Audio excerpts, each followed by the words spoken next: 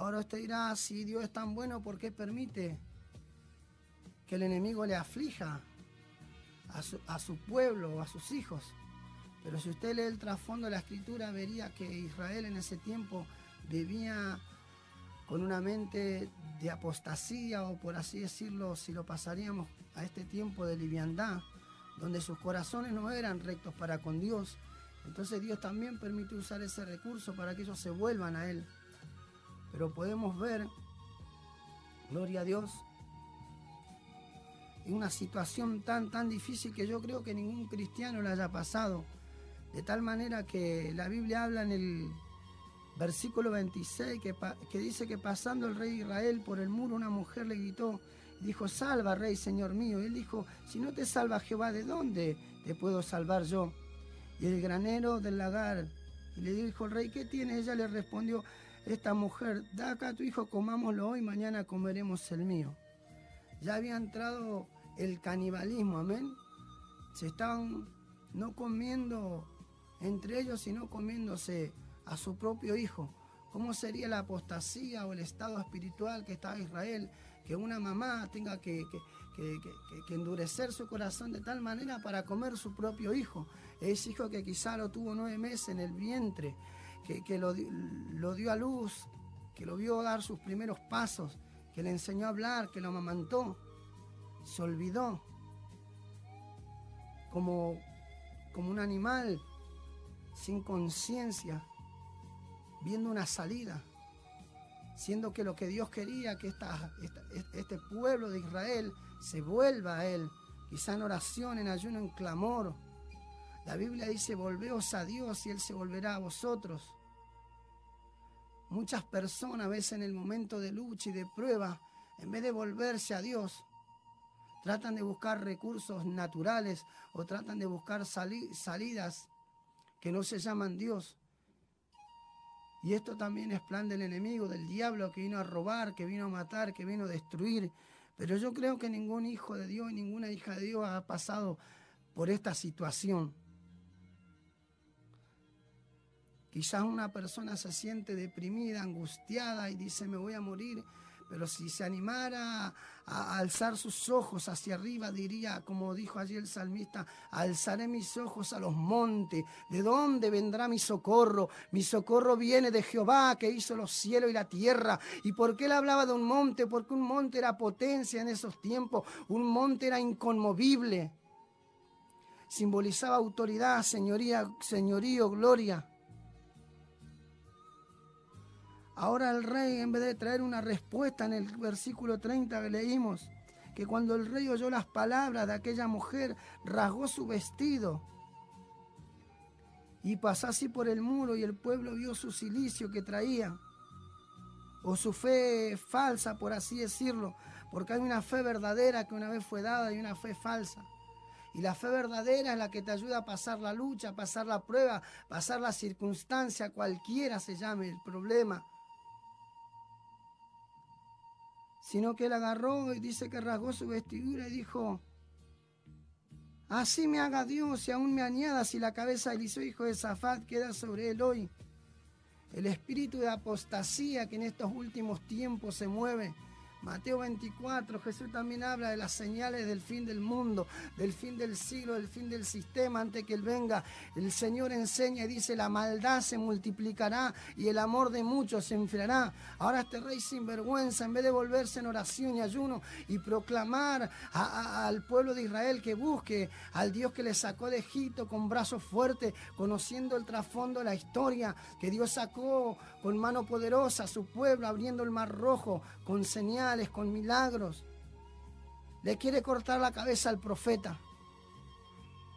Es tangible y es palpable el espíritu de apostasía que se levanta contra los apóstoles, contra los profetas, contra los evangelistas, contra los maestros, contra los pastores, aún contra los hijos y contra las hijas de Dios.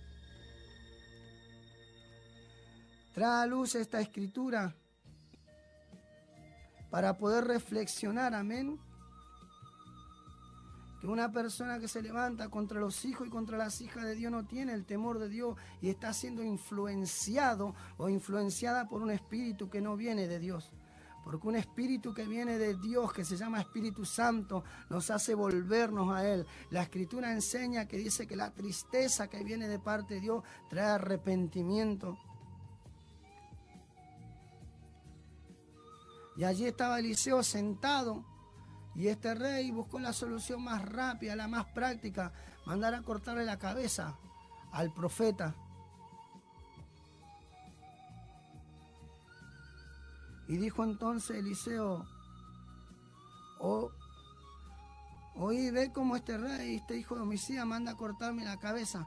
Pero ahora, ¿por qué este rey también se enoja con Eliseo? Si usted lee el capítulo anterior, el capítulo 6, va a ver que este rey sirio se juntaba con sus príncipes y quería destruir a Samaria, quería destruir Israel, y decía: vayamos por las montañas. Y cuando iban por las montañas, el pueblo de Israel iba por los llanos, por los bosques. Y cuando él esperaba para acosarlos, para asaltarlos en los bosques, el pueblo de Israel iba por las montañas. Se estaba volviendo loco este rey, le estaba doliendo la cabeza al diablo. Qué tremenda la unción y la presencia de Dios y la revelación y moverse en el Espíritu. Porque cuando comenzamos a movernos en el Espíritu Santo, siempre vamos a estar un paso antes que el enemigo. De tal manera que este rey dice: acá tengo un traidor, hay uno que me vende, hay uno que le dice al pueblo de Israel, a la ciudad de Samaria, todos mis planes. Y uno le dice: no, sino que Eliseo, profeta de Jehová, se encierra en su secreto, en su recámara secreta, y le cuenta, el Dios del cielo le revela. Y va y él cuenta lo que vos pensás hacer.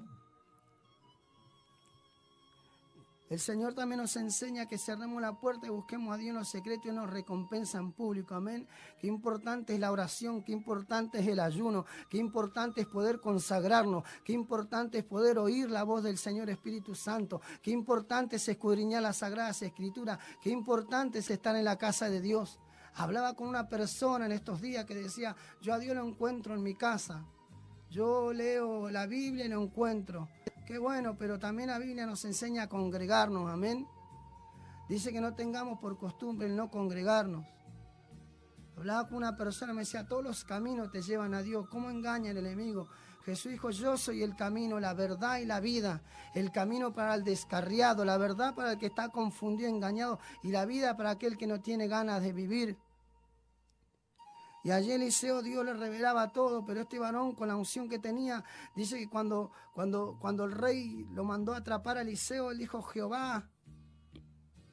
Allí estaba Jesse, asustado, con los ojos abiertos. Si usted lee ese pasaje, tremendo.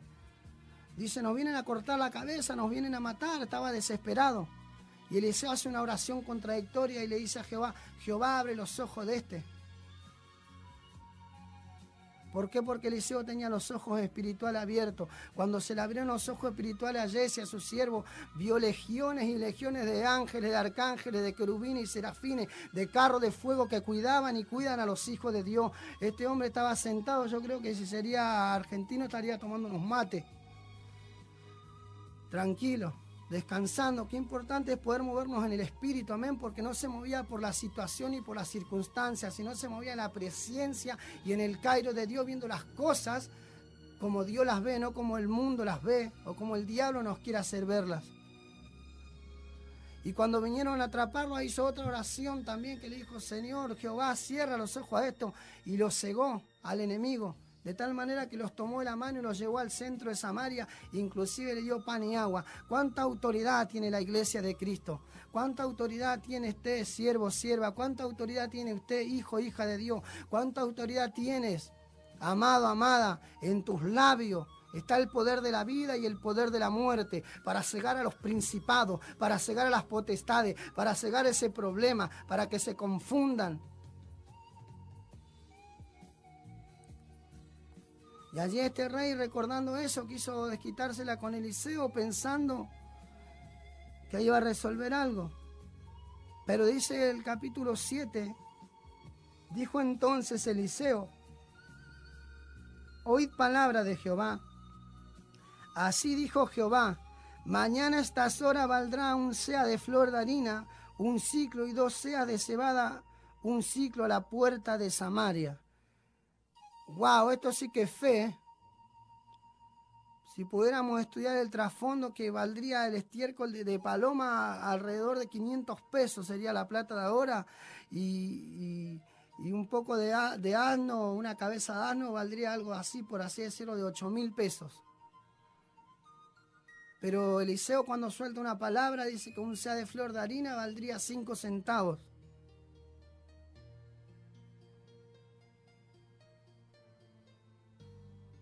Y la cebada valdría algo de menos de 5 centavos. ¿De qué está hablando este hermano hoy? Dirá usted del otro lado. Te estoy hablando del Dios que todo lo puede. Te estoy hablando de Jehová, es su nombre, varón de guerra y de libertad. Del que hizo los cielos y que hizo la tierra. De aquel que conoce las estrellas por su nombre. De aquel que los cielos de los cielos no pueden contener su gloria. De que está en su trono rodeado de querubines, serafines, ángeles y arcángeles, proclamando que Él es santo, santo, santo, 3 veces santo. De aquel que por el poder de su palabra estableció el sol y la luna, y hoy nos alumbra la luna en esta madrugada, y día a día nos alumbra el sol. De aquel que puso como lindero las arenas para que los mares no traspasen. De aquel que tiene y sostiene todo por el poder de su palabra. Y a través de Cristo Jesús podemos ver un milagro, ver nuestro imposible.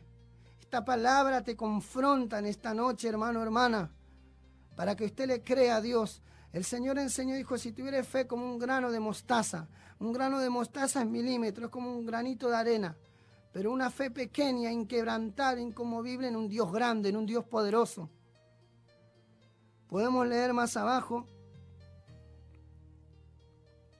que Dios usa 4 leprosos, y los leprosos, los que estudian o los que leen, saben que la piel se le pudre, se le cae, que no pueden comer. Y antiguamente un leproso era sacado fuera del campamento, era tenido como, no lo querían ni tocar, no lo querían ni mirar, porque la lepra era contagiosa y no había remedio, no había cura, no había sanidad en esos tiempos. Y dice que estos 4 leprosos estaban a la puerta de Samaria, y dice el versículo 3, había a la entrada de la puerta 4 hombres leprosos, los cuales dijeron el uno al otro, para que no muramos aquí hasta que muramos. Si tratamos de entrar en la ciudad por el hambre que hay en la ciudad, moriremos en ella. Y si nos quedamos aquí, también moriremos de lepra y de hambre. Avancemos pues al campamento. Estos 4 leprosos usó Dios para salvar una nación. Fueron instrumentos de misericordia, fueron instrumentos de gracia. ¿Por qué? Porque se animaron a confrontar la situación. Te animo en el poder del Espíritu Santo, amado, amada, que te animes a levantarte en el poder de Dios y confrontar tu situación, a confrontar tu lucha, a confrontar tu prueba. Porque de cierto que si tú pones la parte humanamente hablando posible, Dios hará lo imposible. ¿Y qué es lo que tengo que hacer? Dirás tú, ponte a la brecha en oración y ayuno. El Señor dice, a veces decimos no tenemos nada para darle. Y Dios lo único que quiere es nuestro corazón. La Escritura dice, dame hoy tu corazón porque de Él mana la vida. Lo único que quiere el Señor es que nos pongamos a cuenta, que nos rindamos, que cuando Él dice las cosas son blancas, cuando Él dice que las cosas son negras, son negras. Es tan fácil, a veces nosotros las hacemos difíciles.